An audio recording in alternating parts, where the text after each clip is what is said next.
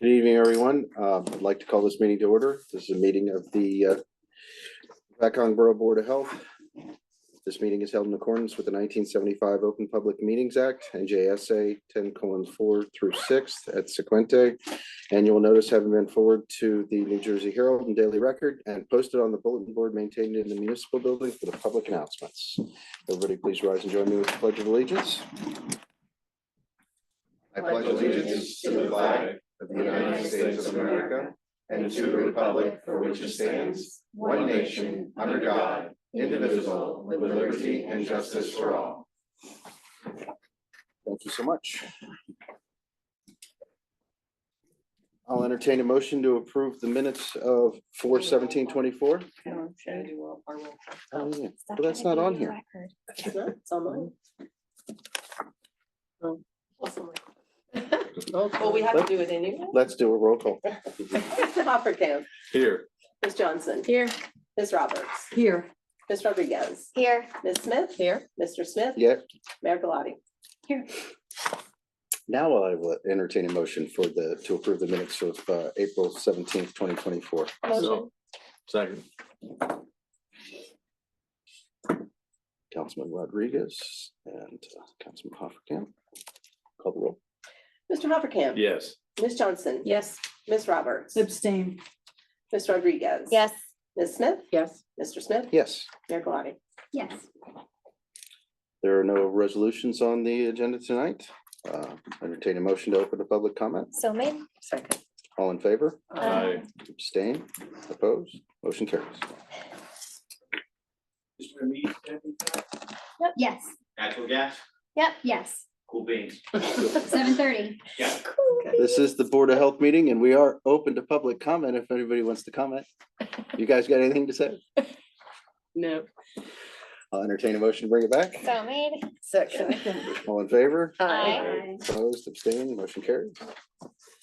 Everybody had a chance to review the animal incident reports and the health department reports. I'll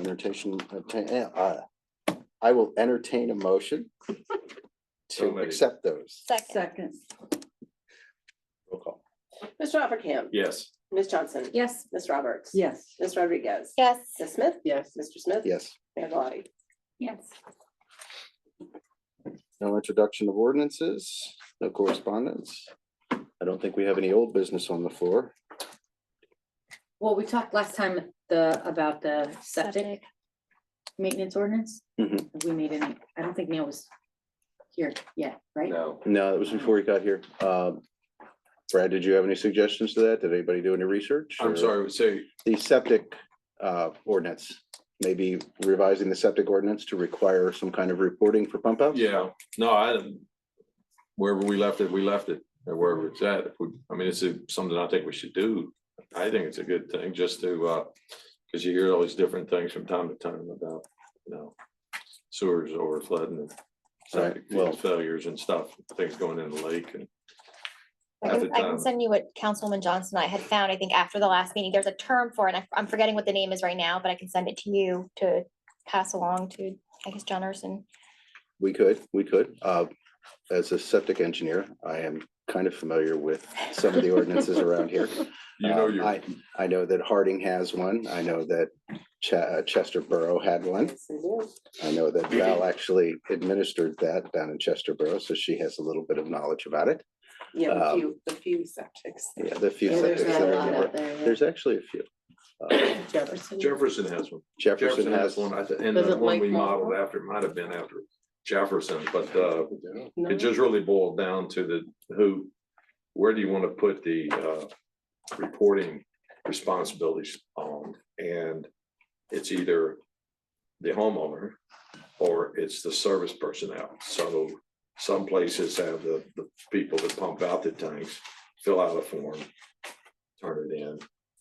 Some people have residents do the same thing. It's an added layer of work for the administration, that's for sure, one way or the other, but it's not really if there's any fees, it's a minimal fees at all. It's usually a minimal fee, but you've got to have some way of recouping the costs of Yeah. losing that productivity Yeah. in your municipal building. But it's a good thing, because there's so many stories out there. I hear it more from realtors where they go and it's like, you know. I see the back end of that quite literally. You know- When they haven't you know been what I'm pumped talking out and I about, have right? people call me up. I'm trying to sell my house and my septic system failed. I didn't even know I had a septic system. I've lived here 25 years, never had it Oh pumped. my They're in- gosh. Why would I? rather- Well, duh. Yeah, so it bubbles over and we're in a basin, so everything from.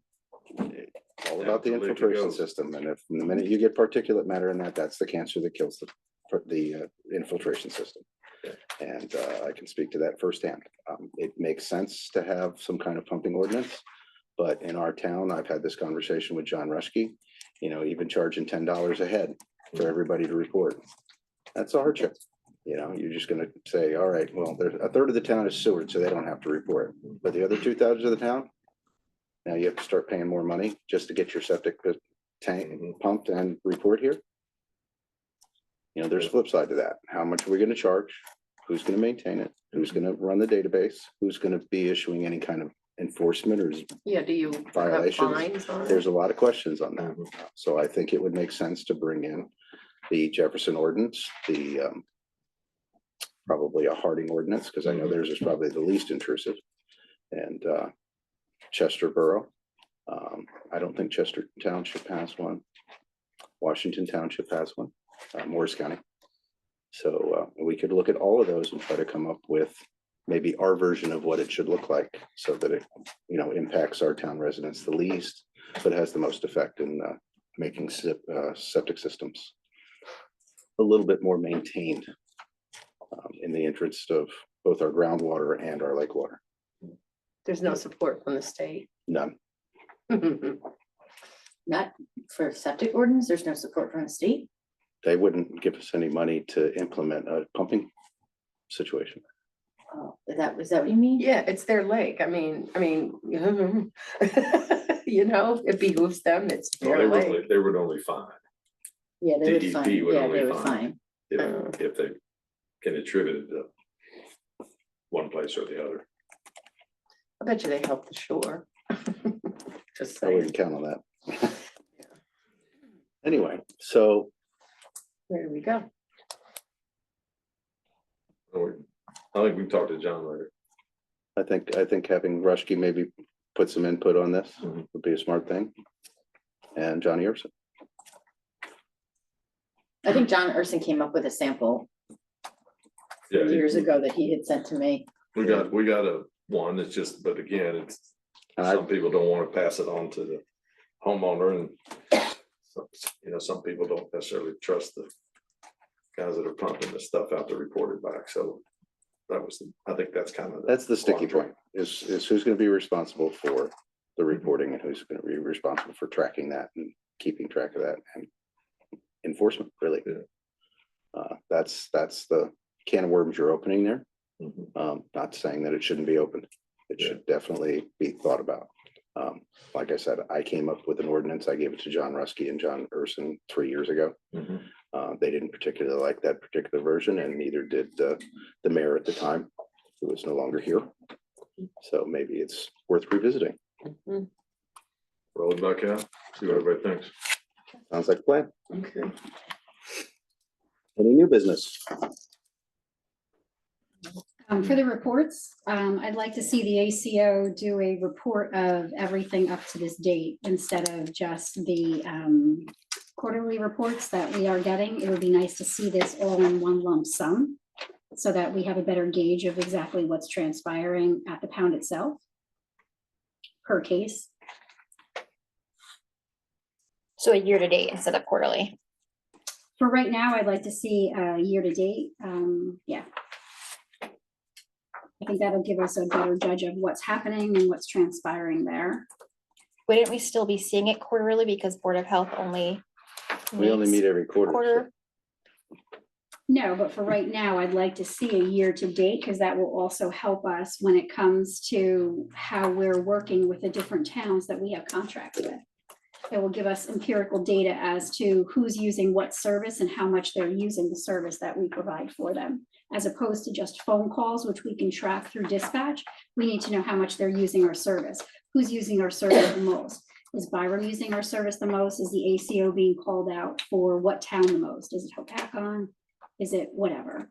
So if you can direct Gianna to just put that together, I'm sure it's just a few buttons that she has to press to Gail, can spit you that handle out to that? us. Thanks, sir. Thank you. Any other new business discussions? Hearing none, I'll take a motion to adjourn. Motion. Second. All in favor? Aye. We are adjourned.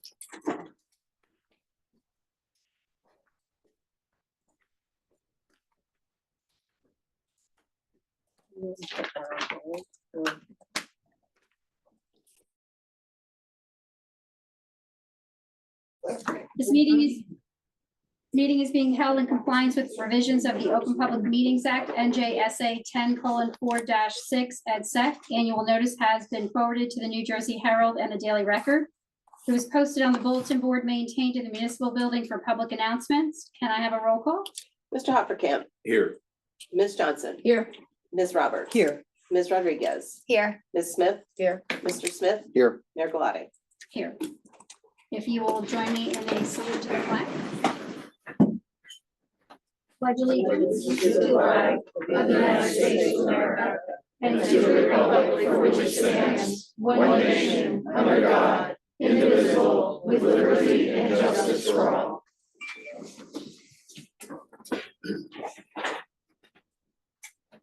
Thank you all for coming this evening.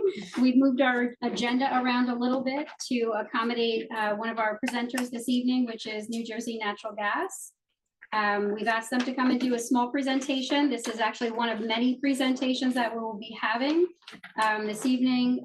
We're going to ask, I'm sorry, who would like to speak first this evening? We'll just join all together, if that's okay. Oh, however you would like to Or present this you evening, want we'd us be to more than there? happy. Yeah. The microphone is actually the little square that's there, Okay. so. Yeah. No, thank you, Mayor, Council, for having us. I'm joined here with my colleagues from New Jersey Natural Gas, and we're so excited to be able to service the town and the residents. I'm joined here today with the members of our sales team and our engineering team. And we wanted to be here to just give you a general overview of some of the methods that we'll do to reach out to residents on how to sign up to be a customer of ours or potential customer of ours. And then our engineering team will give you just a general overview of what's happening on the ground, design, and a brief timeline if possible. But we're so excited to work with the town, with the residents. So with that, I'm just going to introduce Darcy Newton to give an overview of the sales. Thank you. Thank you so much for having us here. We're incredibly excited to get started and to start serving your great community. So just to give a brief overview, I'm the director of the sales team. So for us to start actually having people sign up for natural gas, we'll start doing interest letters. So we work really closely with our engineering team. Once we identify the date that they're going to be commencing their project, we'll back that out and we'll start sending interest letters to the first phase that will be starting and for the project, because we don't want to do too many phases for marketing efforts until we can sign up those customers. We will start doing a large community event in late fall, which we'll be working very closely with you on choosing that date and that venue. And then we'll be having 3 dedicated sales reps for just residential projects alone. We also do what we call land development, so your larger scale projects, and also commercial, so restaurants, dry cleaners, things like that. And we have 2 sales reps who do both of those type of sales. So between all of those, you'll have 5 dedicated sales reps to this northern New Jersey area. Just on a brief average, once we submit for the permit, we have 6 to 8 weeks until we'll start what we call the service line. So start running the natural gas line to the customer itself and then getting the meter set at their house. And we also have incentives through our group, which is called Save Green. And they offer different incentives on applicable offers, and they'll do their own separate marketing efforts, and they'll be attending the large community event that we have for that first phase with all applicable offers they have. And that's how we'll be approaching the marketing efforts, but we're really excited to get started here, and we'll be working closely with you to see how we can further spread the word of our project within the community. Thank you. Thank you. We'll have Joe and John from our engineering team just give general overview of design. They get their work done. Good evening, council people and mayor. All right, so the idea of the Hopatcong gas project will be broken up into 8 phases. So the Flora Ave spine will be phase 1, and it's going to go north for the next 2 phases. It would then come over to Lakeside Boulevard, go up Lakeside Boulevard to phase 4, and River 6 will be phase 5. From there, we'll go back to Oklahoma Trail area for phase 6, coming up Hudson Ave for phase 7, and then Sutton Road would be phase 8. Our typical installation would be about, well, Gray Supply will be doing the work. That's our subcontractor. Our typical day would be 7 to 4. We will open trench and close the trench same day. So we'll, on a great day, we'll get 200 feet. On a bad day, we'll get 5 feet. It's gonna honestly depend on the soil conditions. So each phase is about 50,000 feet. So they would take about 8 to 10 months per phase. That being said, we will start projectively this calendar year, and it will be ongoing until we finish up to Lakeside Ave, all the way up into what's that, Jefferson, Northwood. Northwood. All right, perfect.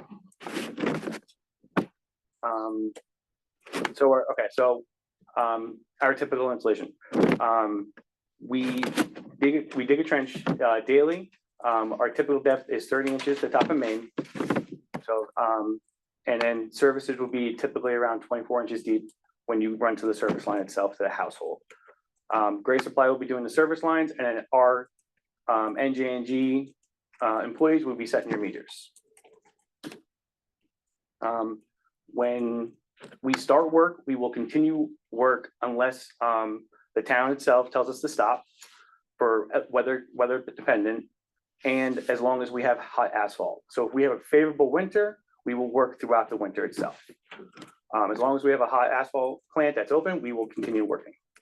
We will stop if there's snow, if the roads are covered with snow, because we don't have markouts.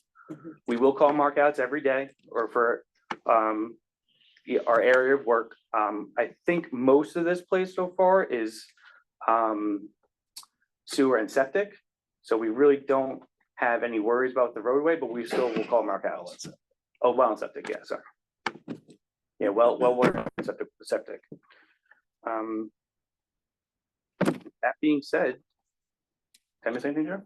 No, I mean, I think you hit everything. Each phase, there's how many phases? 8 phases. Again, we're projecting 8 to 10 months per phase, depending on, we don't want to flood a phase with too many crews working. We want to make sure traffic is flowing. We want to make sure we work with the local DPW and school busing and all that good stuff. We want to make sure that, we're not over flooding a particular area. So we'll work with the town and the local police to make sure that everything is safe. Once we are done with the phase, the idea is to continuously roll from phase 1 to phase 2 to phase 3.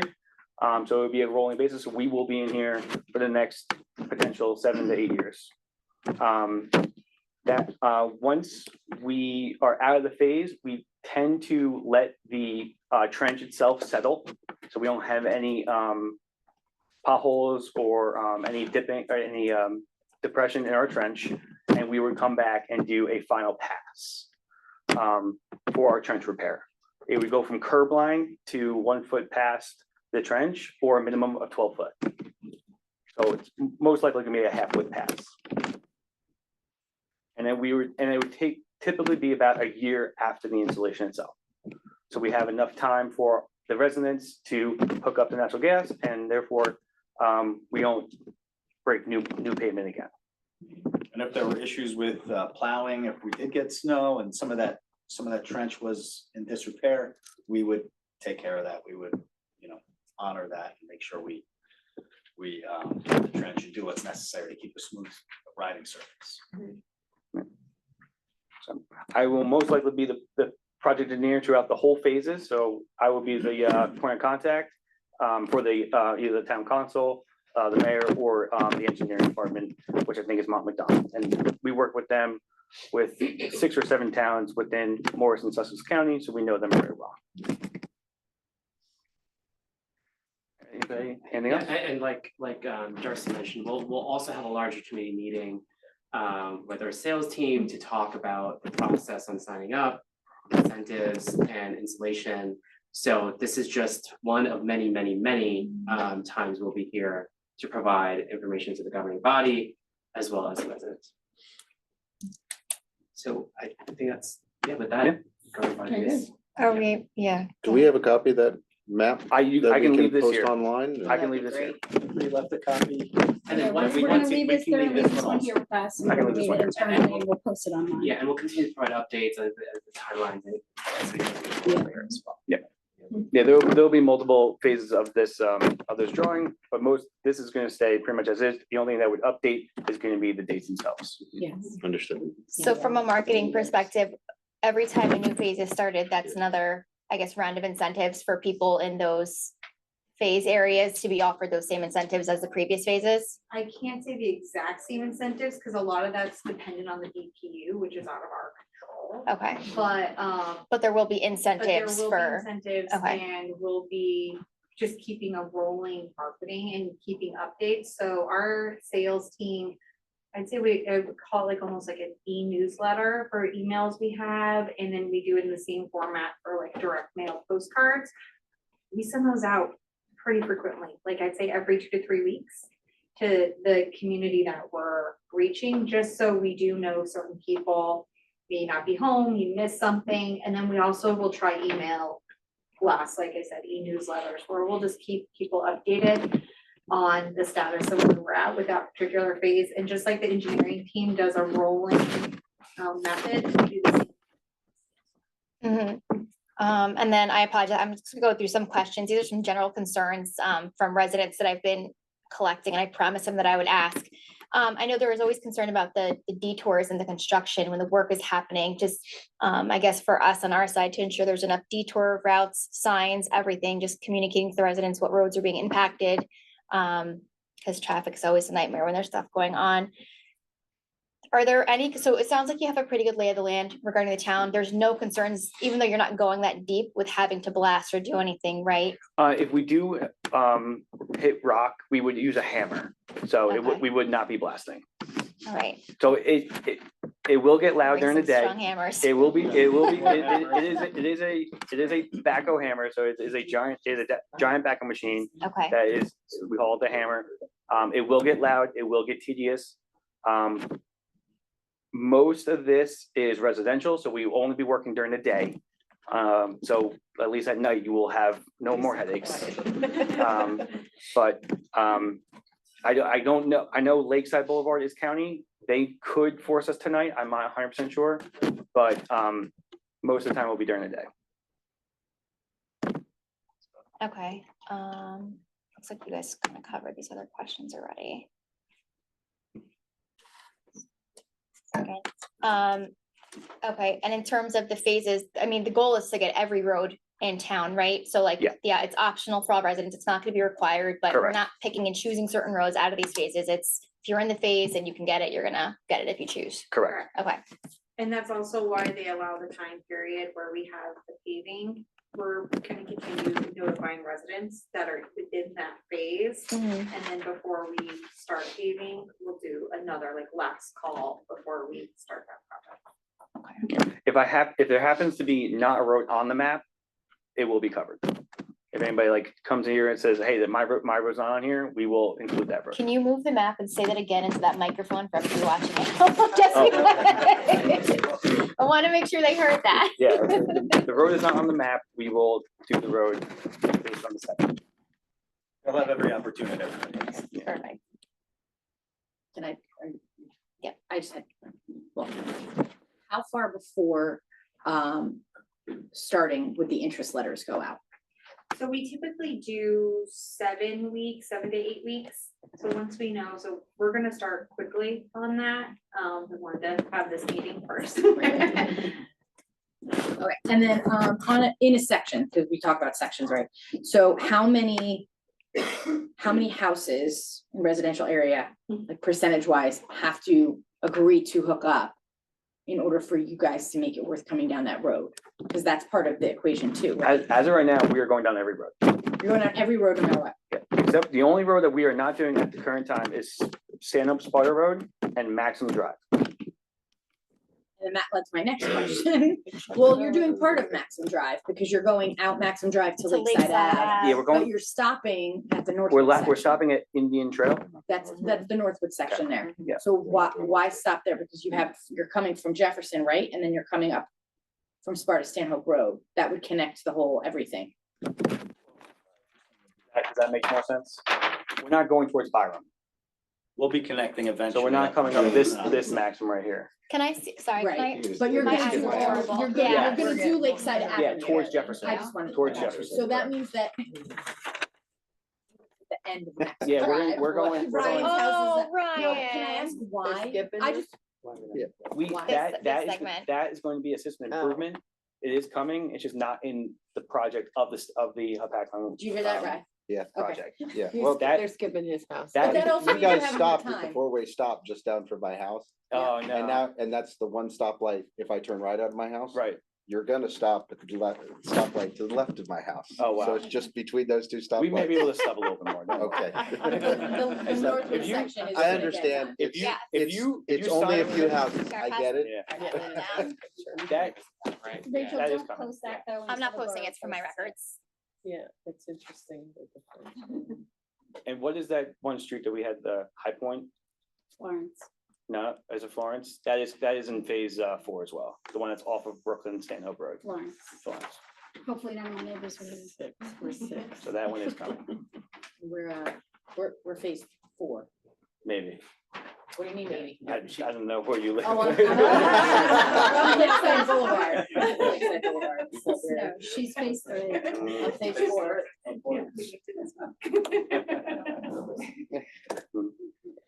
Oh, no, I We mean. get down to the nitty gritty, it's about personal. That's okay. okay. Everybody in the audience would like to see that too. Yeah, exactly. That, And- look at and that, that would be. We'll continue doing these updates, so everybody feels informed, You're and we'll phase utilize one. every resource that we have, so, just be communicative. All right, that was all the questions I had. Thank you That's so cool. much. Thank you. We're just gonna leave this up here Yeah. with you. or- Students advance, yeah. I'm gonna see if she'll post it this evening.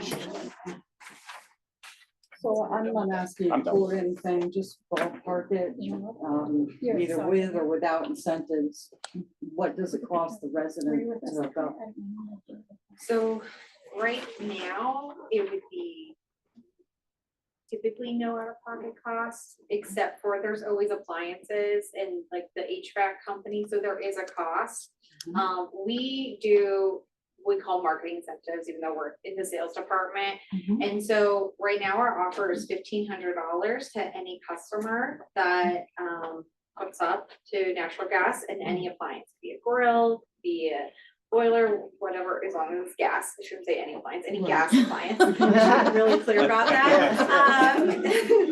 But that's part of our offer right now in our incentives. Okay. And that would We- offset the cost. And for the- we intend to right. continue. Or the- Right, yeah, I've had a lot of emails as well, most of them monetary, because it is a concern in the current environment. Yes. So I just wanted to extract that out of you, just so our residents could hear about that. And I should say, all of our marketing communications all have the financial incentives that we're offering with those leads on it. So we're very clear and upfront about what is the offer at that time, because we do understand that that can be a concern. It can always be a timing concern too for Right. individuals. So we just fully intend to be completely transparent with what the offer is. Thank you so much. And so you've already started the interest letters to the phase 1. I have them written. Okay. So because if it's a 7 to 8 week lead time, then you're kind of saying as soon as those go out, it's We basically start 2 on months. our end, yeah, Got and it. then we can start doing appointments. The way our system works, if someone calls in or goes to our website, we can realistically start doing appointments the next day. Got it. Business days, so. yeah. Thank you. Mhm. Very good. Any other questions? Is the public able to ask questions or no? No, we're not taking Because questions we from the have public. enough Well, they're gonna people. come back. They're gonna come back and they're gonna have other meetings. This was just for them to initially just announce to the public. Thank you all very much. Thank And we'll see you you. soon. Thank you very Thank much. you. Thank you so much.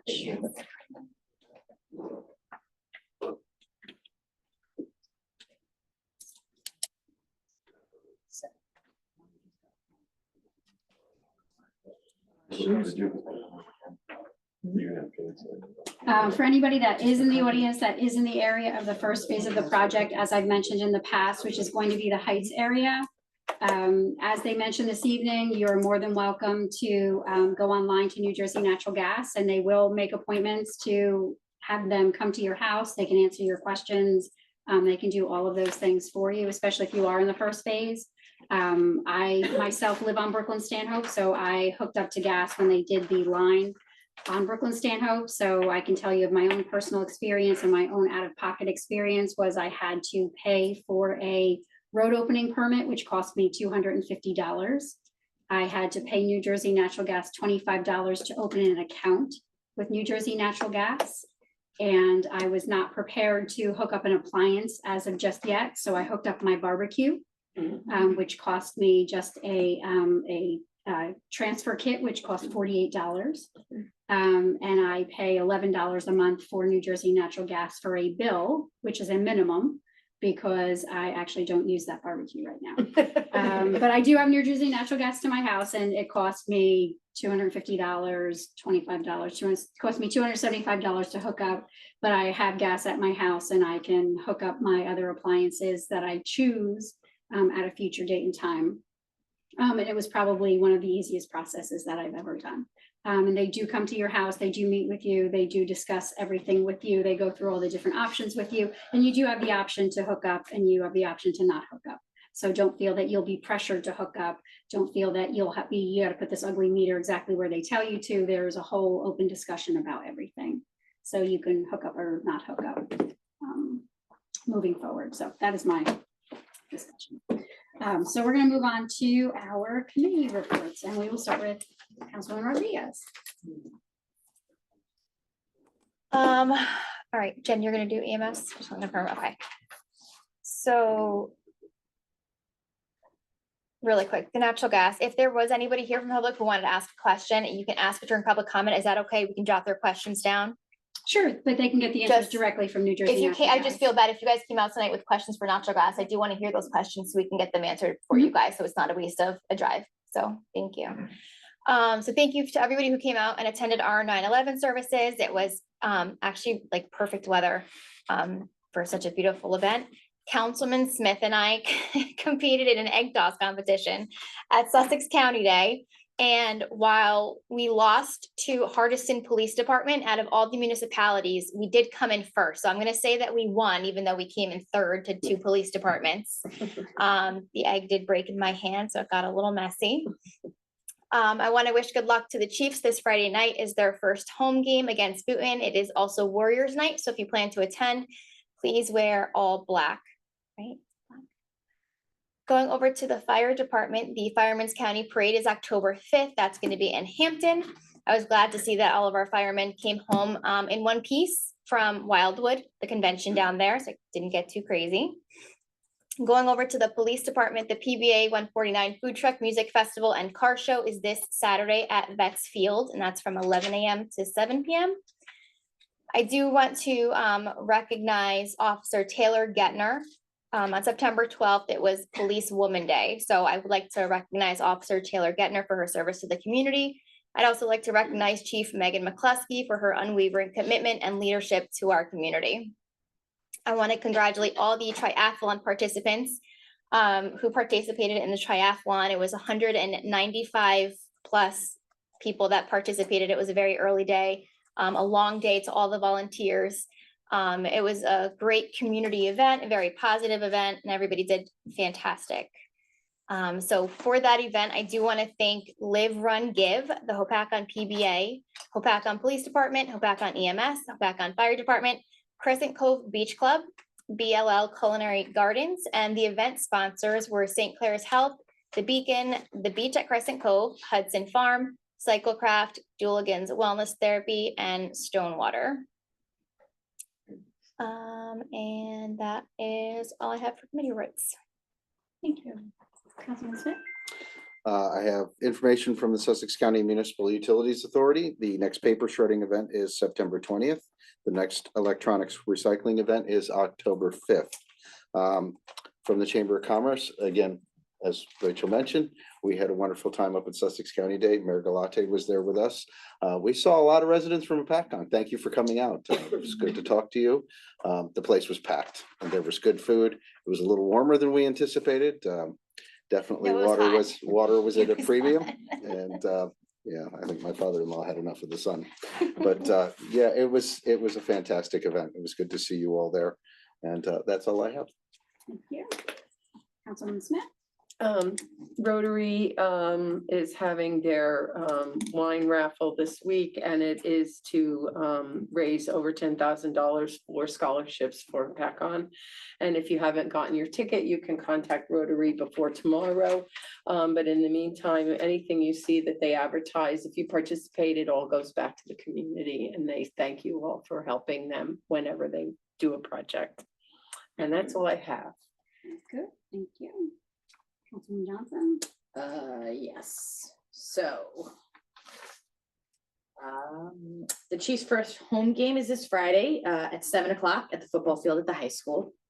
It is Warriors night. Anybody Warriors cheerleading or football, wear black, please, and they get in for free.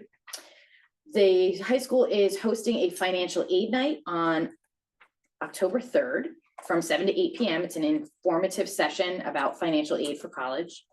And the next Board of Education meeting is September 23rd at the admin building at 7 o'clock.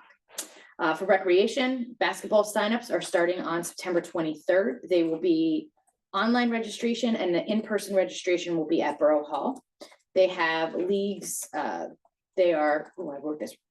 They're clinics, which are grade K through 2, and then grades 3 through 8 are competition.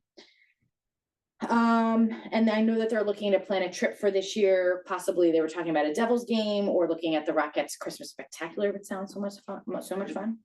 And then for the the Municipal Alliance is meeting. The next meeting is October 21st in Council Chambers. They're looking for members. If you are interested in joining Municipal Alliance, please reach out to me and I'll get you Valerie's email address. For EMS, August, they had 77 calls. The average call time was 8 minutes and 07 seconds. For membership, they have 40 total members, 3 new first responders, and 1 per diem EMT in the process. They are looking for members as well. You can email www.hopatconems.org or call 973-770-0440.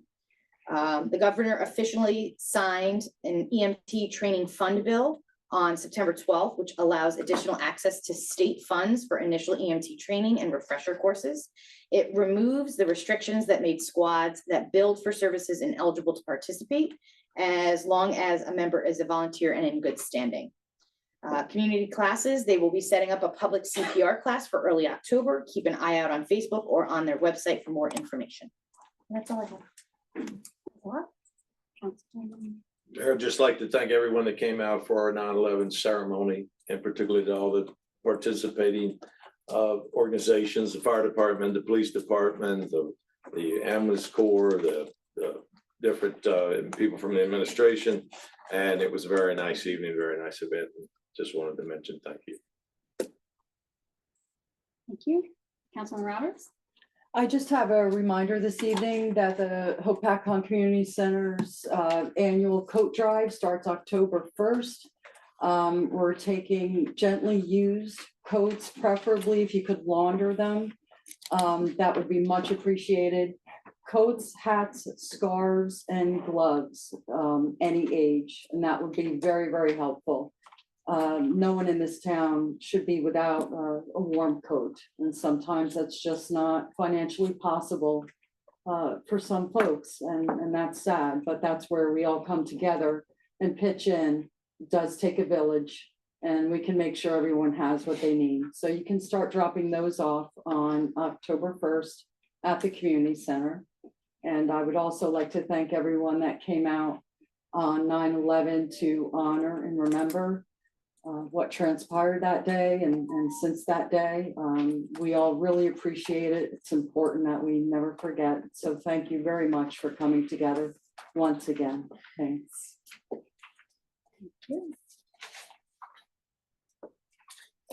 And our administrators report, Neil. Thank you, Mayor, Council. I'll start where I usually do with a report from our DPW. They continue to do hot patching, basin repairs, drainage repairs on Brooklyn Mountain and Daydream. They're continuing their roadside mowing.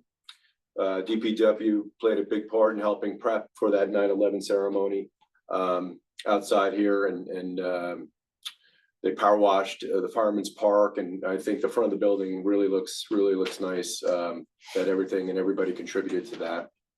They're also replacing ceiling tiles at Firehouse number 3, and railings were recently painted at our senior center. DPW also replaced stop signs at the intersection of Geneva and Tufts, Geneva Williams, Geneva Elmira, Geneva and Fisk, and Broadway and Tufts. And the street lighting replacement on Patchogue has started and it's going to continue. Report from our water and sewer. They repaired water leaks on Ford and Pack heading, replaced the curb box on Rapellia and Randolph Avenue, and continued their water meter readings. And the PFAS units were delivered to Well 8, Squire Well, and Hudson Well, and all piping will begin to be installed very shortly on that. And I just want to echo the remarks tonight on the 9/11 ceremony. I want to thank those individuals that helped put that together. It was a real nice ceremony. I was very proud to be part of that. That concludes my report, Mayor and Council. Thank you. So for our mayor's report today, since our last meeting, we've had a Seniors Incorporated meeting that took place on September 5th. There were 122 members that were present at that meeting. Their next meeting is Thursday, October 10th. On Friday the 13th, I had gone to Bridgewater and attended a ceremony with the distinct honors of the 2024 distinction seniors for Ida Brown and Donna Moser. And this was from Congressman Keene's office. The recipients that were there was actually 28 recipients out of 96 towns. It was a beautiful day. Marty Kane actually was one of the recipients that day also, which was kind of lovely to see. And Mr. and Mrs. Still from NetCom that we all know from Hopakon, they were also recipients. The Lake Hopakon Commission meeting was Monday, September 9th. As of that date, the lake was at 8.96 feet. The fountain is back on again. If you haven't had the chance to stop into the state park, now that there's no fee to go in, you should stop in to see that. It is a sight to see. Plus the park is an absolutely beautiful treasure that New Jersey has. They spend hundreds of thousands of dollars to keep that park as exquisite looking as it is, and it really doesn't get used that much. So if you have the availability to go in there, you really should. The high school program is going to have 326 students from our local high schools that will go through the floating classroom. Senator Cory Booker had made his first trip to Lake Hopakon in August this year. He hopes to be back. He was very impressed with Lake Hopakon. If you haven't been on Lake Hopakon, it's interesting what people's reactions are when they see Lake Hopakon for the first time. They're so used to the New Jersey Shore, which is this big, large thing with sand. And when they see the lake, it's a very beautiful piece. The Lake Hopakon Foundation did receive a grant for $353,000 for Witten Park. And the Lake Hopakon Commission meeting, their next meeting is October 14th at 7 p.m. St. Jude Parish is holding a pig roast this Saturday, September 21st. Tickets are $25 in advance and $30 at the door. You can purchase them at www.stjudehopakon.org. It's from 6 to 10 p.m. They have a 50-50. They have live music, beer, wine, soda, food prizes. St. Jude also has an honor and legacy wall that they are making. This is for 66 years of service. They would be delighted to have residents and also members of their church participate in this wall, which will recognize and commemorate many families of the church and their community. There are forms that are available out in the lobby outside. You will see them, they look like this.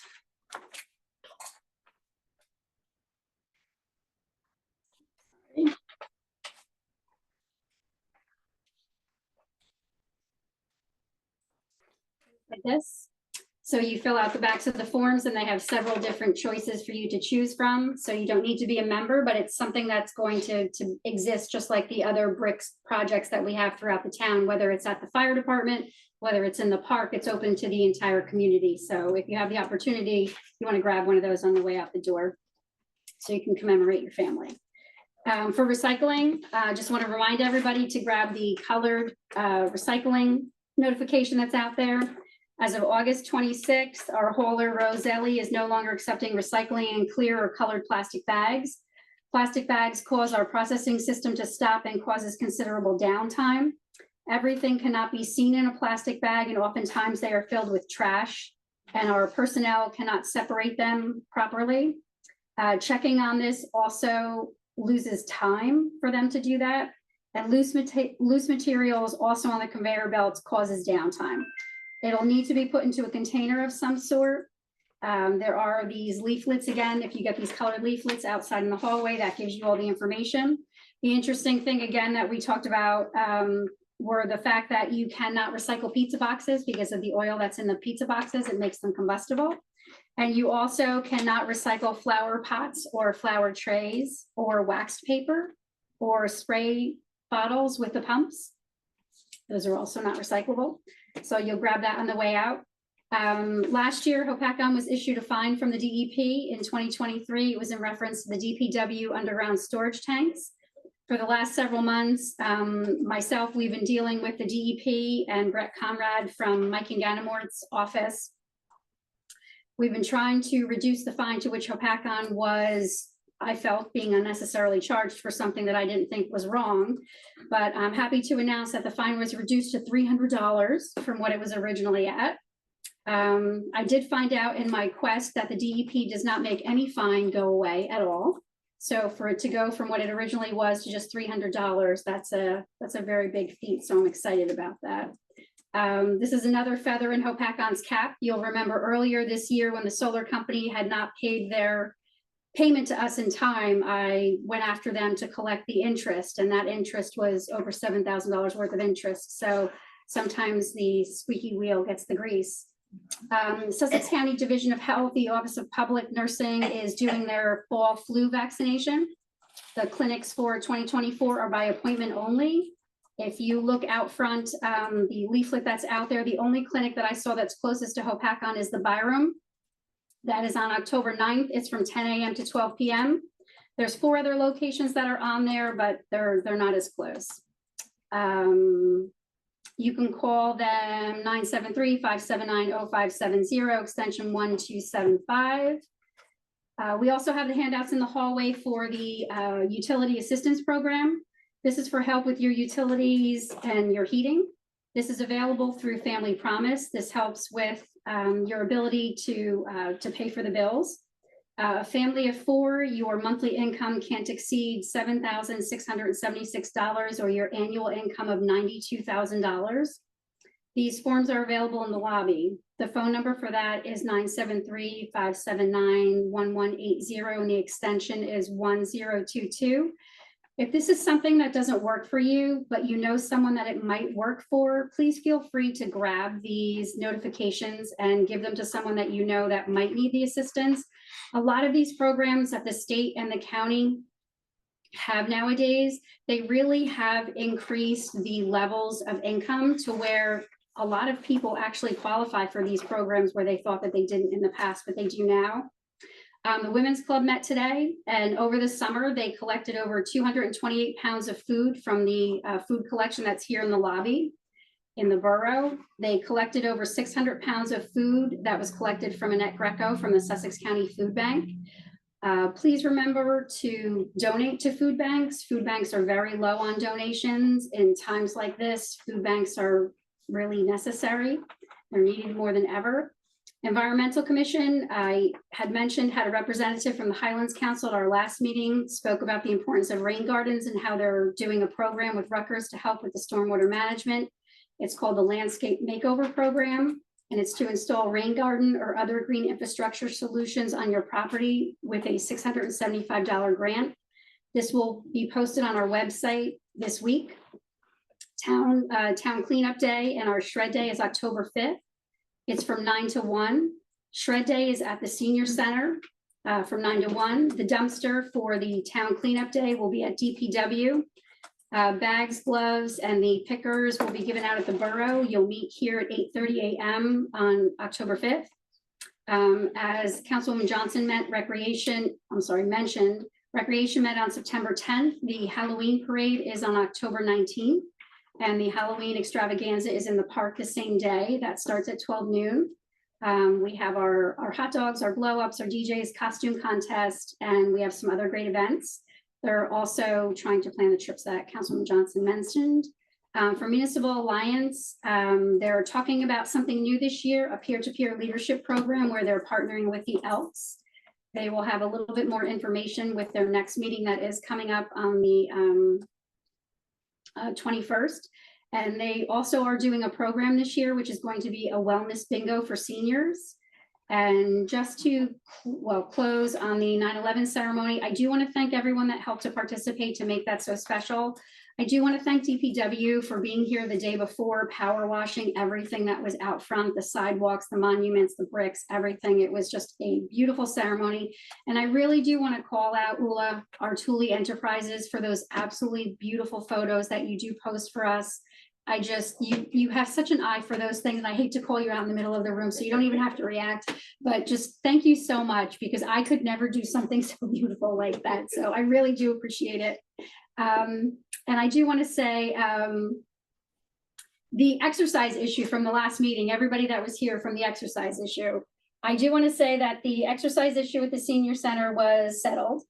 Lorraine, that came back from vacation, she had a meeting and with our administrator, Neil Spitaletto, and was there for the program.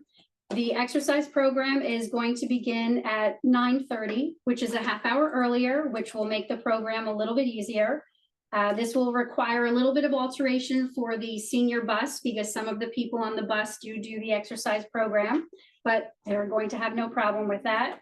They're going to change the stacking of the chairs and the tables and things from the night before and the morning of. They're going to ensure that all of the participants actually sign waivers that will protect the municipality and the county and things like that.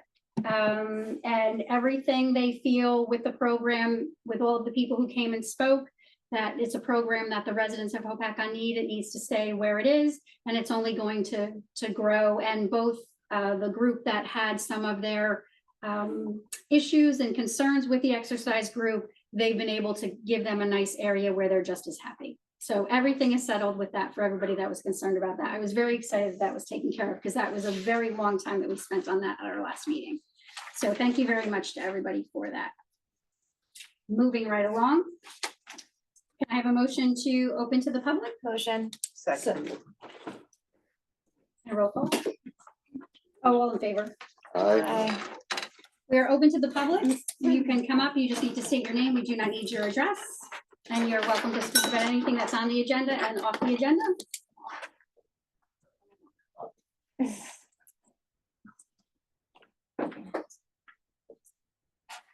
Hello, everyone. Lynn Ritchie. Question about the recreation fees. Is there a fund set up for income challenged families who may not be able to afford $100 for, so they can enroll and get in there? Okay. We don't discuss it though. Perfect. I have a question about the Optimum contract.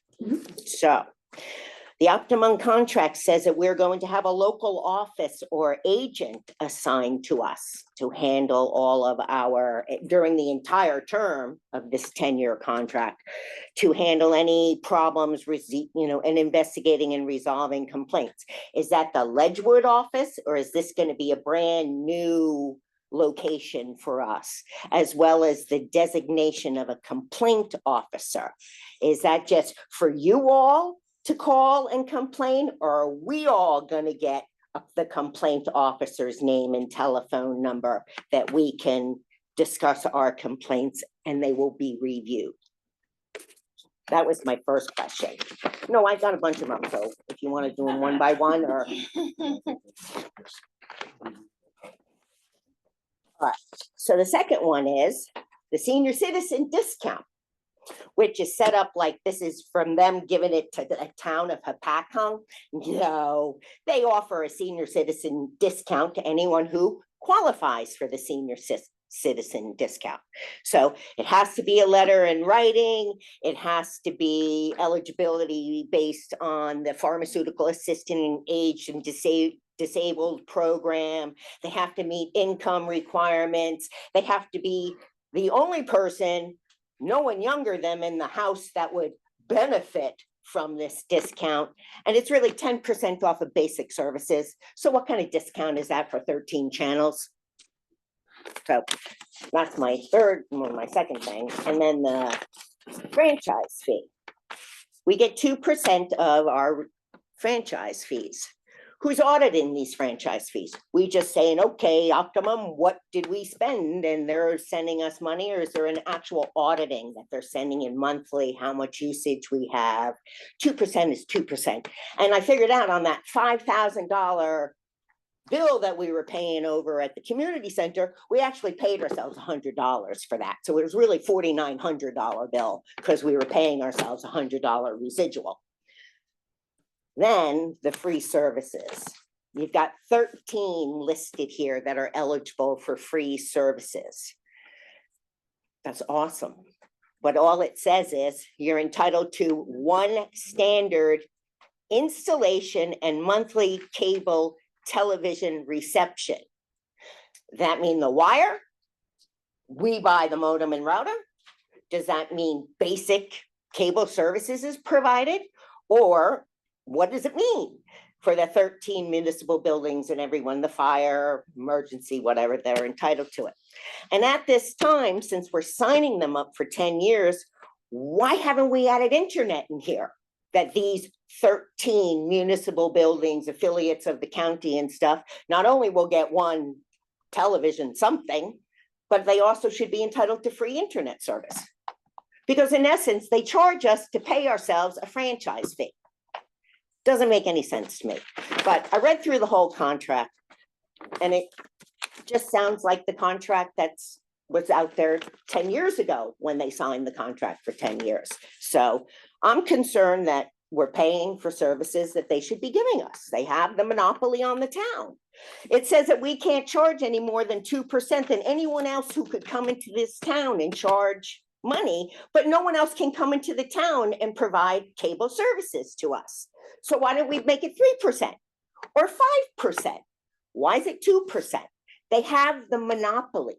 The only thing that's going to change it is when this Planet whatever comes in and they give us internet.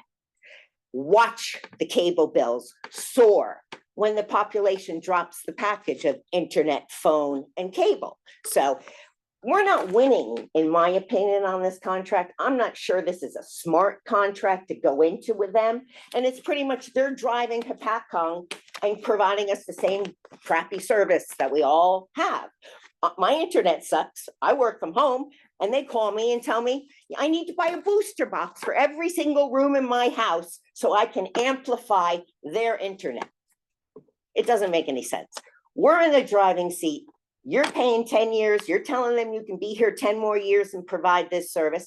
I think we need to think through this. And now's the time to add the little things in that we may want to add in. Because offering discounts to seniors of 10% off of basic services that they have to jump through hoops, that I've been coming to meetings the last 6 years, and all I hear is our seniors can't jump through those hoops. So what are we doing? Here's our opportunity to change our cable vision. Thank you. Thanks, Lynn. Thanks, Lynn. I can tell you, Lynn, that is the only discount that they offer for seniors. They don't offer anything, they don't offer anything else. We've been working on this since the interim administrator Greg was here. And we've gone back and forth for weeks and weeks with this one woman. There is no other senior discount other than that discount. They are willing to offer just a flat fee of $15 without all of that other hoop jumping, but that's all that they're willing to offer. The franchise fee is the franchise fee. And the unfortunate thing is you don't have another entity that's gonna come in here and do anything other than Optimum because they already have everything that's here. So we don't have anybody else that's coming in. The free services that we have, we've negotiated in those specific entities. They were only giving us, I think it was 5 or 6 at first. We did negotiate in all those other pieces. It is just basic cable. We've asked for internet. They're not giving you internet. We've asked for the internet. The only really good thing about this is that through all of this research that we did do, we were able to pull in all of these types of things where we saw this was a really high internet cost. This was a really high, that's the only thing that happened is we were able to pull the research, pull all the bills in and look at them all and say, we don't need this, we don't need this, we don't need that. That's the only thing that transpired out of this, that financially and smart wise, we were able to go through and make sure that we were doing the right thing each time. But Optimum, I mean, again, I sat on council for 15 years. This is the 3rd time I've done a contract with Optimum and it's always Optimum. Nobody ever comes out except for Optimum. Nobody ever comes out. It's unfortunate. Anyway, sorry.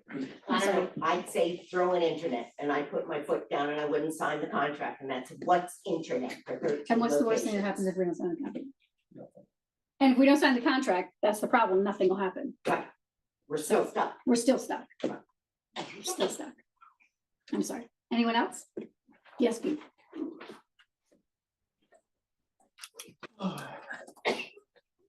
Hello, Pete Freckling.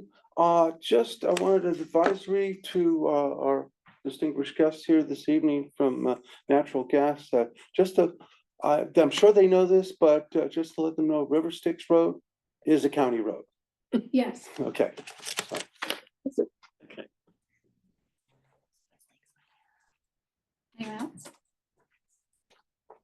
Dave?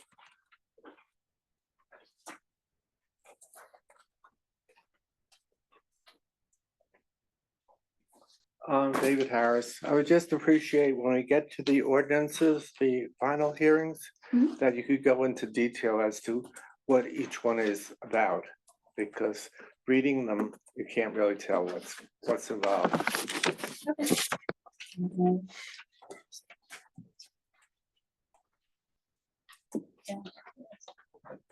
How's it going? Dylan Towson, live at 130 DuPont Ave. I was the victim of the hit and run the other night on Friday. I've thought about like what could the town do to make that road a safer place. I have a 6-year-old daughter that lives there. There's accidents there at least twice a year. There's not proper signage. It's a winding road. There's no winding road sign. That it's a steep hill going down. People do tend to speed a little bit more going down the hill because it's flat at the top and then it starts picking up speed. They tend to cut right through the middle of the street sometimes. I don't know if rumble strips like in the center yellow lines could help. I don't know, what could the town do to make that road a safer place for my neighbors, not just me? I'm upset about it. It's not a main road, but it's become a main road. It's a cut through. Yeah. Because GPS, it's Instead of going over the faster to River go Styx that and than around, it is to go yeah. Maxim. It's faster to go that way. And then with the detours of, everything that's happened on 15, traffic's it's just so much more now there. Can we do that? DuPont, have them do a traffic study on DuPont? Absolutely. Even if we do like the radar with the flashing lights, people tend to slow down. I've left out a cone recently and the child that play, just to see people slow down, they tend to just move out a little more and keep going. We're gonna ask the chief to do a traffic study there. Okay. which will put them out there at least, so people will slow down just because they Yeah, see the cars. I know speed but- bumps can't do anything. It's because of plows. You put in a speed hump, it becomes a ramp now. Right. It's a 25-mile-an-hour road. It's, nobody does 25 mile an hour, maybe going up, because the hill starts going incline, but going down, it's just not. I've seen my neighbor's wall getting hit, his retaining wall. Since I've actually lived in this house, it's my grandfather's house. He's owned it since the 70s. So it's been in our family for over 50 some odd years. But the retaining wall I've seen getting taken out probably several times since I've been there in the 7 years. Neighbors' cars getting hit, the fire hydrant not too long ago, that right there, you know, it's just, nobody knows how to handle those turns, I guess, if you're not from here. And the locals that do smash up there are the ones that are coming from the bars, so. Right. I think signage for people not in the area that aren't expecting it maybe. Because some people hit their brakes and another car's coming up fast behind them.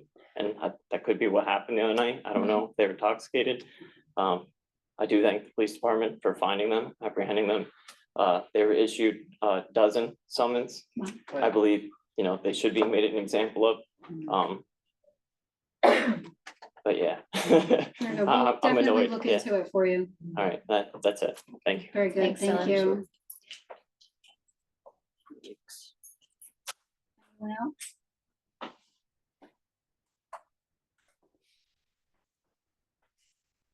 Good evening, Mayor and Council. John Varone. I live on Hudson. I'm adjacent to Northwestern Way. It's a pathway that comes down from DuPont to Hudson, and there's a set of stairs at the bottom. And the stairs have been in very bad shape for at least 4 or 5 years. I brought this to the attention of the town, well, about 4 years ago. They closed the stairs then. They put up a caution tape at the bottom, but people still walk down from the top. So if they can't go down the stairs, they actually walk through my yard. If they feel like it, they'll go all the way by my garage and then walk down my driveway.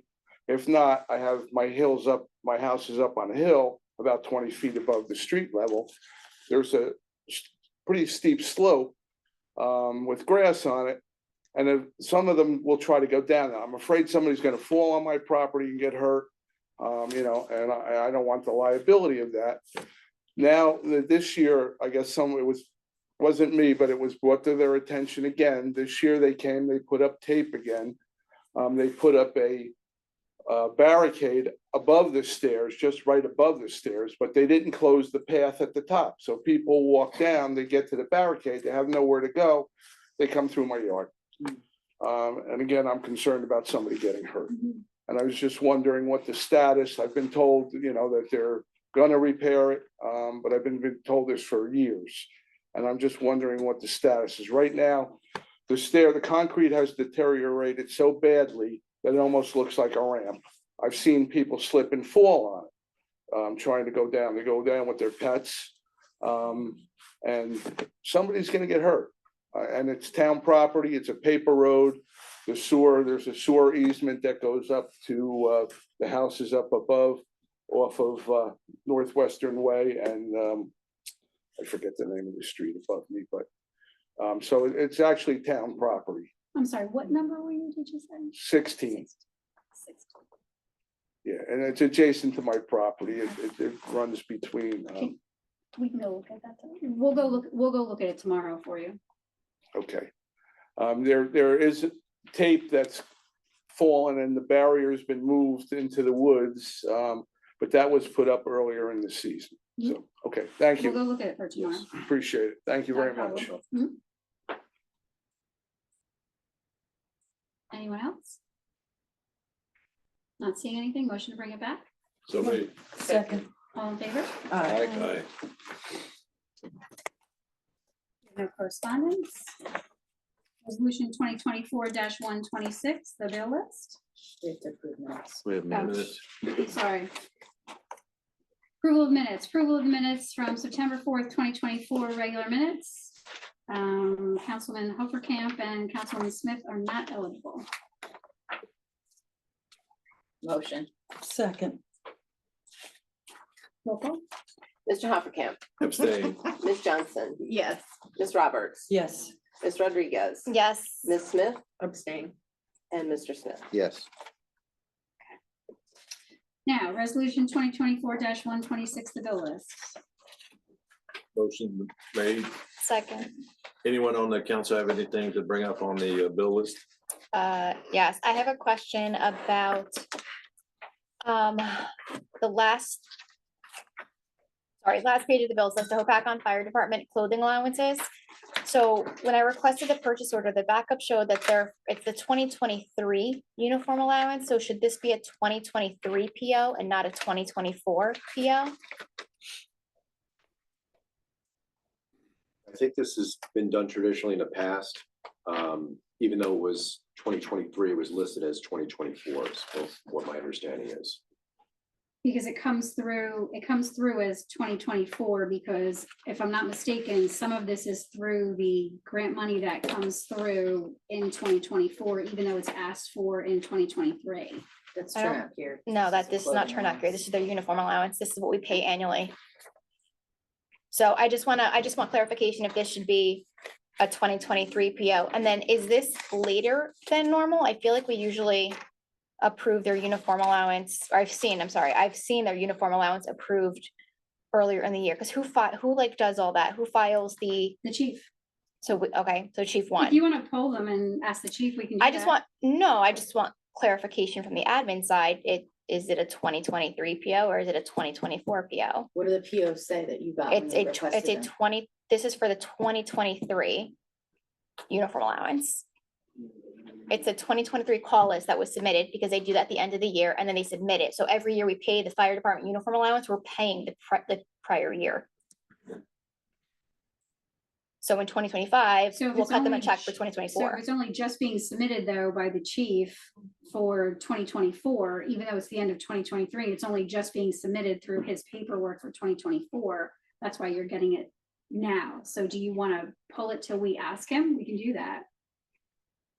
Because it should be pulled from the 23 budget, not. the That's what I'm 24 budget. saying. Why Right, is that's it? what I'm I saying, to understand get exactly what you're the answer though, do you want to just pull it till we get the answer? But is the answer coming from him or is it coming from our CFO? I think it would be coming from the chief. I don't think it would be coming from the CFO. The But he- CFO would have to pull it correctly. Exactly. But So there, you'd have to also see where the request is coming from. the request comes from the fire department. They submit the call list to the borough. And We have then to see but you have the She has request. the POs. yes, I have the 2023. POs. The POs were just sent through like this month. Right, but when was the request made from the chief? I'm assuming when the PO was made, so it would be But this. that's what I'm saying, we shouldn't just The co- assume that, we should just see when that was made. Rachel, you want to table it? I'd like to table it. I Yeah, don't, I'm just saying, I think we should do that too, I think we should just All pull three? it, yeah, yes, please. yeah, Okay, I would definitely do that, just to make sure. Anyone else? I have a bill, the first bill 23-02059 that I need pulled. Okay. And then I also wanted to follow up on the bill that we pulled last meeting. You say pulled, you wanted I abstain? don't want to abstain on it. Well, okay. Um, correct. I wrote it down and now I can't find it. I think I know what you're talking Yeah. about, Councilwoman. Yeah, so those look like duplicates. They are not. Okay. We checked them and vetted them. That was the and- fire hydrant ones, right? Correct. So that's 24-01374 and 24-01375. They are two separate charges. Everybody good with that? But they're not on this bills list. Oh, yes, they are. Got it. Okay. Yep. Thank you. Mayor, I'd like to make a motion to pass the bill list in its entirety with the exception of tabling 24-1660, 24-1661, and 24-1664. And we'll also pull, remove 23-02059 on this vote, on this round, and we'll come back and vote on just the 23 after this vote. Do you have a second? Second. Roll call. Mr. Hoppercamp, Yes. Ms. Johnson. Yes. Ms. Roberts. Yes. Ms. Rodriguez. Yes. Ms. Smith. Yes. Mr. Smith. Yes. Mayor, I'd like to introduce from the bill is 23-02059. Second, Mr. Hoppercamp. Yes. Ms. Johnson, Abstain? Ms. Roberts. Yes. Ms. Rodriguez, Abstain. Ms. Smith. Yes. Mr. Smith. yes, Okay, resolution 2024-127, authorizing Jan Pro as required disclosure vendor. So made. Second, and discussion. Are we, have we already terminated the bi-weekly cleaning services with the person who was? Not until they get started and the current individuals cleaning, their contract is expiring very soon. So it worked out perfect timing. Okay. Roll call? Mr. Hoppercamp. Yes. Ms. Johnson. Yes. Ms. Roberts. Yes. Ms. Rodriguez, Yes. Ms. Smith. Yes. Mr. Smith. yes, Moving along, 2024-128, authorization for recreation fees for basketball program. So made. Second. And roll call? Mr. Hoppercamp. Yes. Ms. Johnson, Yes. Ms. Roberts. Yes. Ms. Rodriguez, I'm sorry, you said 128? the fees. No, fees. I know that. Yes, yes. Ms. Smith. Yes. Mr. Smith. Forgot I'm Yes. looking at the wrong agenda. 2024-129, authorizing contract through Educational Services Commission of New Jersey Cooperative. Motion so made. Second. We have a discussion. This is for a truck? Now, this is for a lift. Lift. Yep. Oh, the lift that we Lift, yes, authorized. correct. Thank you. Authorized, yep. And roll call? Mr. Hoppercamp. Yes. Ms. Johnson. Yes. Ms. Roberts. Yes. Ms. Rodriguez. Yes. Ms. Smith. Yes. And Mr. Smith. Yes, 2024-130, authorizing the sale of merchandise or food products during borough-sponsored events. Motion made. Second. Discussion, I just have a couple questions. So any vendors that are approved for the permit, are they given exclusivity? Like if an ice cream vendor's like, hey, I want to sell ice cream, are they the exclusive ice cream vendor for that? No. Okay, So what this is basically just what it says. Therefore it be resolved by the mayor and council of the borough of Hopatcong that the borough administrator is authorized to issue permits to appropriate vendors to sell merchandise on municipally owned property, including parks and recreation areas during borough-sponsored events or celebrations. The authorization to sell merchandise shall be reduced to writing set forth the products to be sold, the location, the dates, and the applicable times of the permitted sale. Vendors are responsible to obtain any other licenses or approvals necessary, including the Department of Health for food items. This is authorizing vendors to be able to sell products in the parks at our municipal events. It doesn't allow anybody to sell products in the municipal parks or on municipal property just on a whim, because the administrator said that they can sell something on a Saturday just because they felt like it. It has to be during a municipal event. And if it is an ice cream vendor, it can be 5 ice cream vendors. If it's a taco person, there can be 7 taco people. It's just so that when we're having municipal events, it allows people who, like, for instance, have peddlers licenses where they normally couldn't stop in a park, they'll now be able to stop in a park to do that. no, I got that because I can read that. I just wanted to verify on the record that they don't get exclusivity because it's not laid out in here. So I just No. wanted to confirm that. And then these permits that are handed out, is there a cost and they're only valid for the day of the event? Correct. Okay, Are they free or is there? No, there's no fee. Okay, so they're free. okay. Yeah, there's no fees for the other vendors that would be signing up for that day.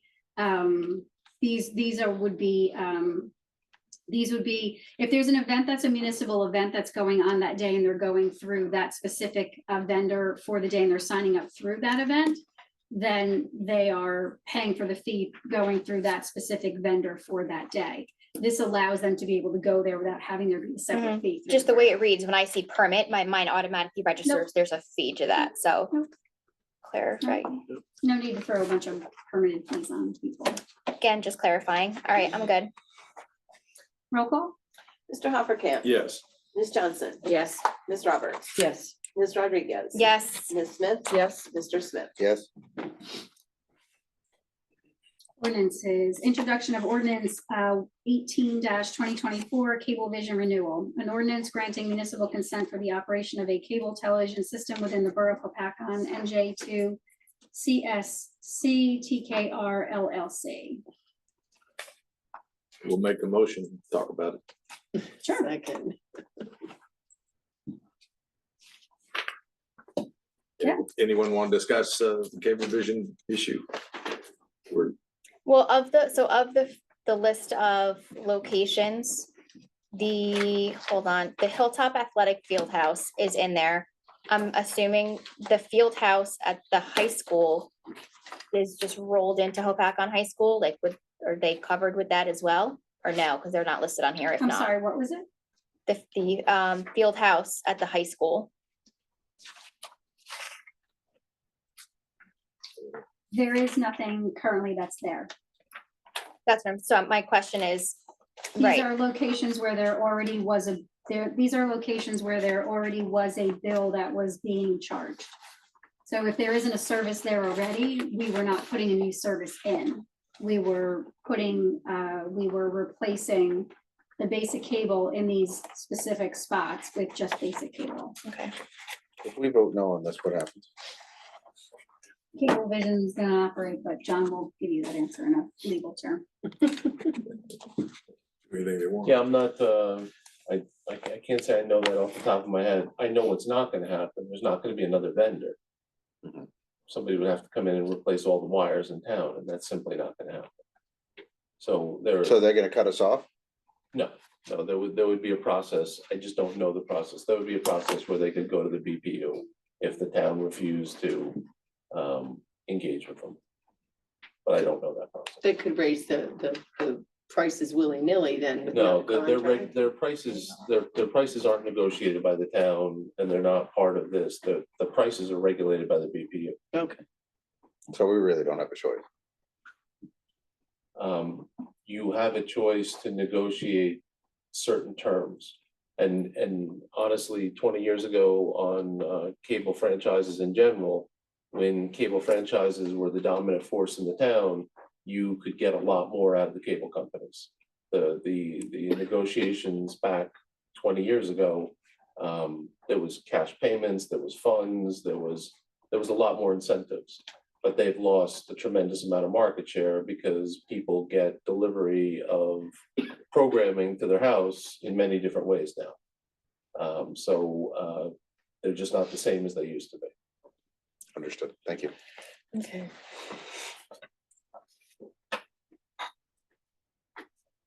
Anyone else? No. Can you clarify exactly what the PEG grant? The PEG grant, so what exactly is that? Does that benefit us? The PEG grant is the money that becomes available for us to be able to use as long as we're using it for communication with the residents.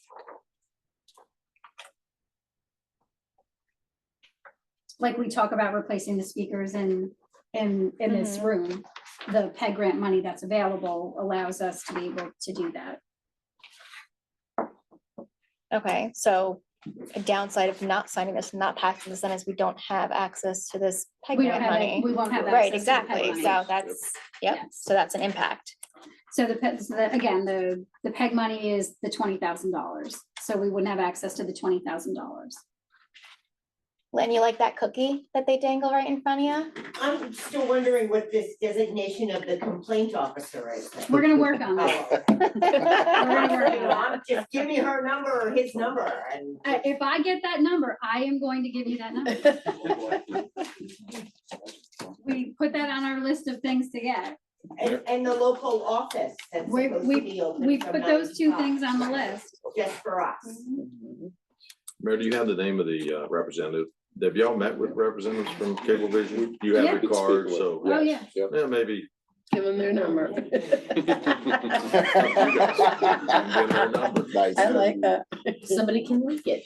However it goes, finds its way out on the internet. Once we Yeah, get the yeah, PEG yeah. money, I'll be happy to leak it. Valerie? I think we're done. Roll call? Mr. Hoppercamp? Yes. Ms. Johnson? Just do it. You're damned if you do, you're damned if you don't. Good, then no. Ms. Roberts, Very disappointed, yes. Ms. Rodriguez, Can't we cut it in half? Renegotiate? Why does it have to be, I was gonna say, why does it have to be 10 years? 2 and 2. Is that a utility thing, Joe? Is that No, the, it could be a different amount of time, but they'll give you a different dollar amount. A higher dollar amount. the problem is they are losing share. They are losing share from all the, you know, competition in terms of, They should be lowering our rates. and Yeah. giving us Better service. they if there's that should, much they competition. should be, but they're still trying to make money. That's You know, fine. at the same I'll, time, I'll, They're making money. I mean, that's. I'll vote yes, but I welcome them to come and spend a Yeah. week trying to work here and see how good their connection and their services are. Because people can use their, whatever their phone carrier is, they can use as a hotspot and go on internet there. It's another, It's slow though. it's a chink. I mean, that's it, but people are doing that. Mhm. And if Just they got, remember everybody's got to the seem like sound everybody has a of cell everybody. phone and they can make it a hotspot and they can say Right. goodbye. I'm Okay? voting yes, just because I want the grant money for us. So Sorry. Ms. Smith Yes. and Mr. Smith. A reluctant yes.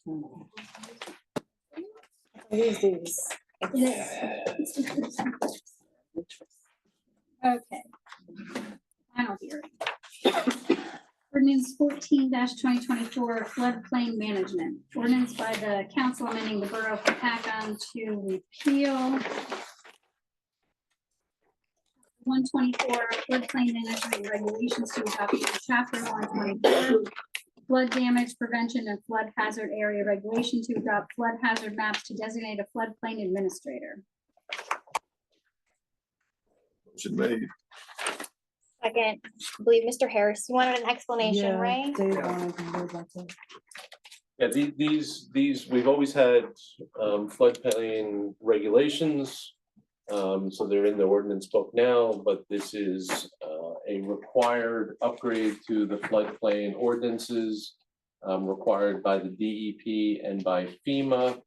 You are mandatorily required to adopt these, and they're much more detailed and regulate much further, but it is a requirement. I can't vote no is every time. I can't tell you how to vote, but I can tell you what the DEP says you have to do. And you know, if you don't adopt things that the FEMA and DEP require you to adopt, there's definitely consequences, right? So I'm, you know, they can revoke your stormwater permits, which stops all development in town, theoretically could affect FEMA grants, you know, there's real consequences. So this is a mandatory upgrade that no one is a fan of. Does that help, Dave? Yeah, I'm just wondering, does it affect flood insurance for individual residents? This does not, but there's changes in flood hazard areas and floodplain areas that have changed elevations that affect flood insurance, but the local ordinance doesn't affect that. I don't mean to interrupt and elaborate on that too much, but the new flood hazard area regulations, the raising of the requirements and the raising of the elevations, that has no effect on flood insurance. That's FEMA, that's federal. That's different than NJDEP. NJDEP is trusted with enforcing the flood hazard area regulations at NJSA 7:40. So that's different than FEMA. They do work together and this ordinance affects that. But this is not going to affect your flood insurance rates. Only FEMA changes that. This has nothing to do with that. So if your flood insurance rates change, it's because FEMA has done a new study or they've evaluated something. That has nothing to do with this ordinance. Got it.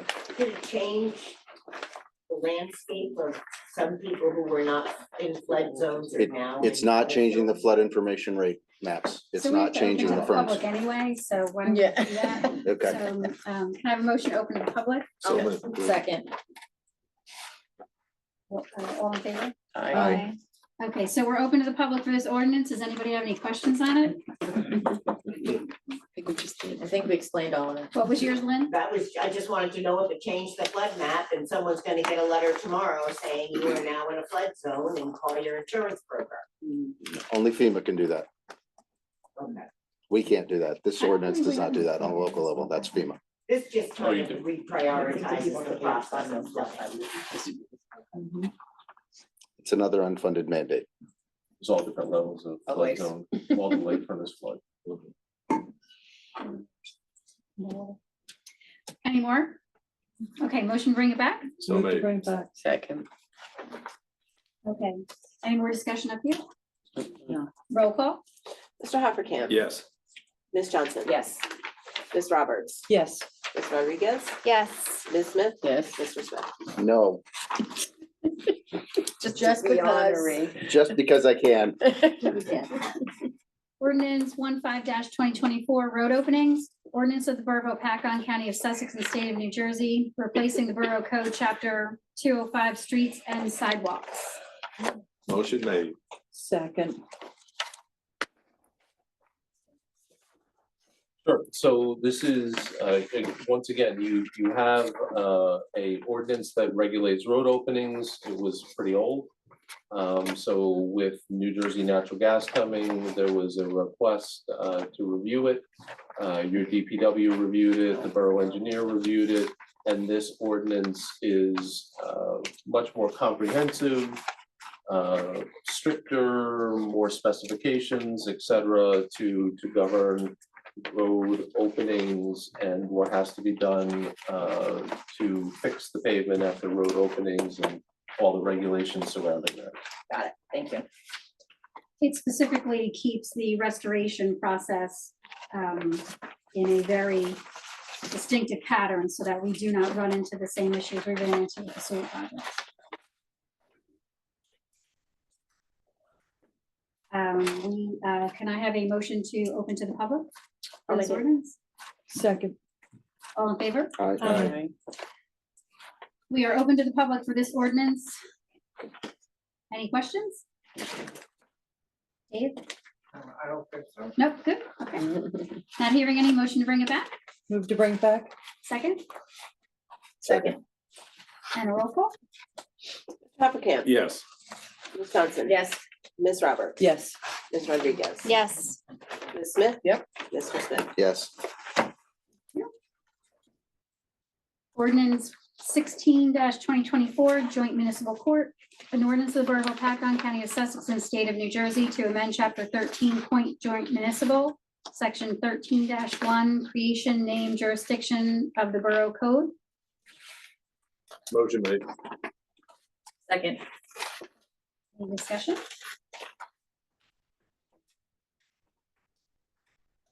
Not hearing any. Can I have a motion to open to the public? Motion. Second. We are open to the public for this ordinance. Escape. Could you please translate this? Sure. The borough is a member of the Andover Township Joint Municipal Court. And there is a joint municipal court committee. And this ordinance creates the authority to name someone from the borough to that committee. And that person's the administrator, Neil Spitaletto. That's the whole thing? Pretty much. Those Lots of four, words. those four trees, right? Attorneys get paid per word, that's why. They're on the page. Andover Road. And overrode it. Yes. Any other questions? Not seeing any motion to bring it back? Move to bring it back. Second. And a roll call? Mr. Hoppercamp. Yes. Ms. Johnson. Yes. Ms. Roberts. Yes. Ms. Rodriguez. Yes. Ms. Smith. Yes. Mr. Smith. Yes.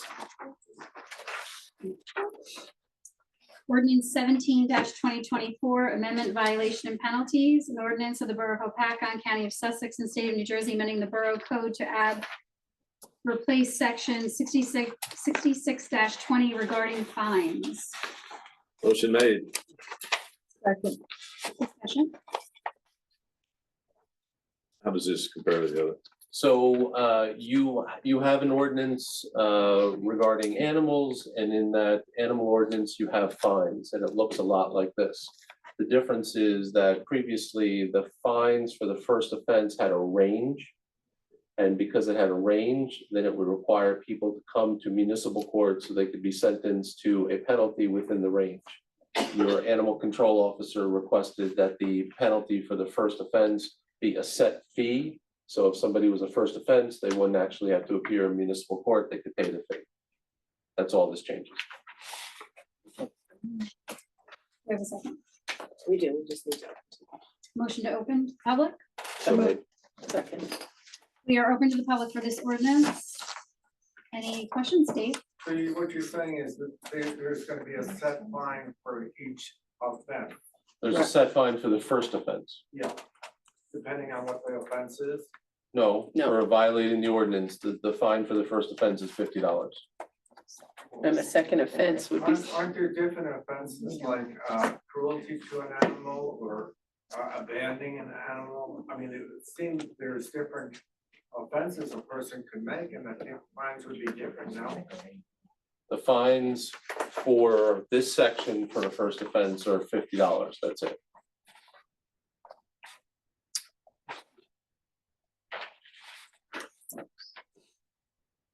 What's the section? 6620. What did it apply to? Animals. Picking up dog poop, or is it, you know, dog bites, or loose dog ordinance, or? You looking at it? Yeah. Amazing, Jen. My money's on Jen. Sorry, John. You're not doing, you can do both. I They're know, doing right? I'm phones, sitting you're back to doing- see. You had a I technical have the advantage iPad in here. front of me.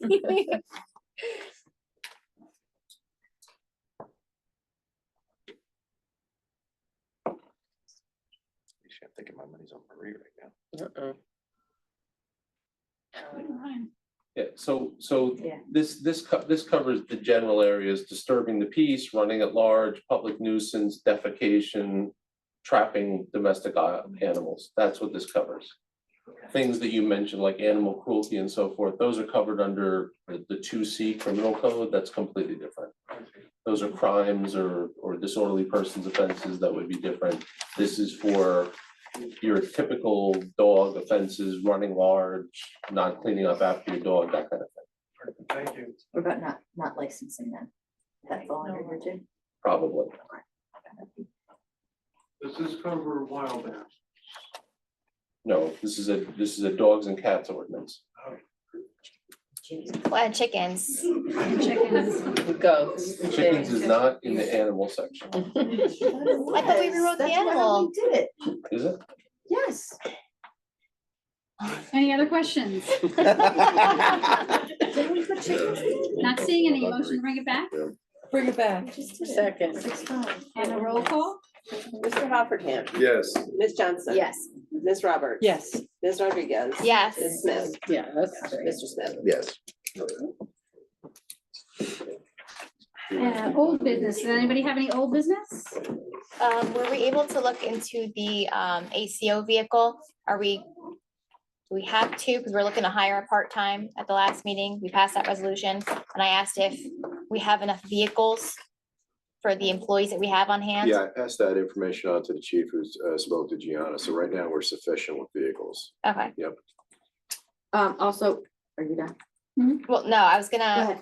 so I know we've been going back and forth about the cost to outsource, like the mailing services for tax bills, sewer bills. So just so the council's aware, so year-to-date, 2024, and just mailing services, we're at $22,398. That's just for 2024, and we're not even through the year yet. So I know we had talked about it at the last meeting, so I just kind of wanted to give you guys a number figure of what we spent year-to-date. That's it. Old business. I thought that Lynn's suggestion about the audit with JCP&L for the cages around the transformers, doing an audit to see how many are there and how many need them. I just wanted to get an update on that.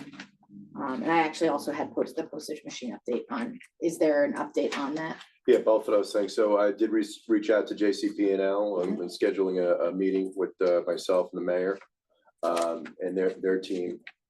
Take your suggestions into consideration and others as well. So that's coming up. And yes, the mayor's also been presented with an option we discussed with the printing and the folding machine right now. So we're looking into that. We're also looking into the card suggestion that you made, that a lot of the towns use, you know, around. So we're gonna try to get both options listed there, comparative prices, and see what direction we wanna roll with those. If possible, can we look at outside vendors versus who we're normally using? Because it looks like the vendors we're normally using are a lot higher priced than what we're finding elsewhere. Like I could email you 3 vendors right now that I know are probably a lot cheaper. Yeah, absolutely. That's it. That was old business. Any new business? I do have new business. I would like to see if there's a way for us, it's a great suggestion from a resident who I spoke with, incorporating QR codes for borough events. If we are able to get flyers into businesses or have a QR code that people can scan and be directed to a list of upcoming events. Our website, it's not my favorite, I'm gonna be honest, because when you go to the homepage, it only shows you what's coming up in the next 5 days on the home screen. So if we can have something that reroutes people to just a full upcoming events overview, I think it would be a lot more beneficial. And with the website itself, I think I went on today and I'm still getting the pop-up about like the recycling changes and all that stuff. If we can actually like have a dedicated page, not just a pop-up. So if we're posting information, once we take it down, like the residents should still be able to go back and find that information. So that was the one new business. I'm sorry, 2 new businesses. My last new business is I would love if discussion with the council to look into passing a resolution to request that the county clerk's office add a question onto the 2025 ballot because we've passed the deadline for this year. And that question would be to ask voters if they feel ID should be required to vote. That wouldn't be necessarily changing anything here at the Hopakon level, just a general question for the ballot. And if that were something that we did want to do and pass, then I would also bring it to neighboring municipalities and counties, because if a lot of conversations with residents, a lot of people feel like it should be something, and if that is, then people should be able to vote on it. So Would that change? No. Because it's the Constitution, right? no, That- it's just a question. The resolution would be to ask, we have to pass a resolution saying that we as a council would like the county. I understand what you're saying, but even if we got 100% of voters in Sussex County to vote, yes, we want voter ID. What happens? Where does it go? You're not gonna. It's a state, it goes to the state. No, I get right? that. So this is just, if we just sit back and do nothing, then the state's not gonna do anything at all. So I want to take this on and start with Sussex County and then progress through the state. And if nothing happens, nothing happens, but I want to try. Bring attention to it, yeah. Yeah, it's like the sanctuary state question, right? Yeah. So that's it for new business for me. Yeah, I'm under the impression that there is work being done on Jefferson Field. And I just wanted to know what work was being done there. I will get an update for you, Councilman. Okay. And then, I've noticed through the bills list that, we're paying two systems for notifications, Nixle and Everbridge. And I wanted to know why we're paying both of those services, if we're only using one or are we using both? We haven't started the use of the Everbridge yet. We're in a process of bringing them in and having people trained on that to transition over to Everbridge, which I think will be a better delivery system once we get that up and going. So when did our contract start with them? We've been paying them for a little while, right? I'll have to check. Yes. That was signed from the previous administrator right before he left. Previous being January or previous being interim? January. I think like And it was passed by council? Or did you just sign the contract? no, I think it was passed previously by the 2023 council. And then he signed. I the don't remember contract. that. I don't remember. Jen and I didn't miss a meeting. Maybe we did. I'll have to look. Okay. So, John, if a resolution was not, would a resolution have to be passed for something like that? We didn't have that in front of us. Don't remember. We really don't want to go there. It's 9 o'clock. But the question is, would a resolution have to have been passed to sign the contract for a notification system? Like, to enter into a new contract that's not approved in some other way, a resolution would have to have been passed. So we should look for the resolution for. Yes, that's what. Got it. Thank you. That's all.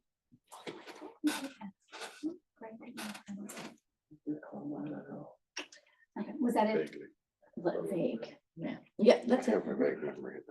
Thank you. You do? Can I have a motion to go to public comment? Yes. Motion. Second. We are open for public comment. Anyone have anything? This is anything at all, not the ordinances, any public comment. When are we gonna be done reconciling what was done in 2023? The bank recs? No, I mean, it seems like every meeting, we're always reconciling a bill or something that's from the past administration. When are we gonna catch up? I think it's And then probably start gonna be, I think it's going probably forward. gonna be a little while, because sometimes unfortunately with government, everything goes slow. And sometimes we just find things that are just, kind of there. It's also a budget, our budget is it's like 2 years, 2-year cycle. 2-year cycle. And again, some of the things that we are finding from 2023 and 2022 and 21, we've only just gotten in the most recent audit, which was just July. So we're only just dealing with those things currently, so.